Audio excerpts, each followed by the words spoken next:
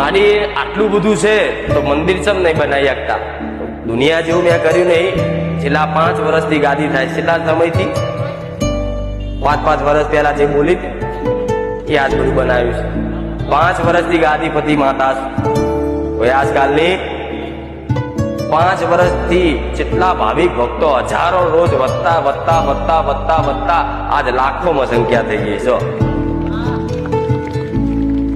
તો એક મનમાં સવાલ થાય કે નહીં કે જો 5 વર્ષથી આવી ગાદી પર બેસતી હોય, 5 વર્ષથી મારા દીકરાના કોઠે ધોણી અને હજારો દુખિયારાના દુઃખ દૂર કરી અને દુઃખ ભાગતી હોય હું મેલડી, તો કોઈ જો લીધું નહીં ને એટલે હું મંદિર વગરની છું. દુનિયા મારા વિશે ગમે તે કે ગમે તે બોલે, પણ જો લગીન તમે પ્રત્યક્ષ અનુભવ ના કરો ત્યાં સુધી મારી પર શંકા ના કરતા. હું સોલંકી પેઢીની, હું મારી મેલડી બોલું છું.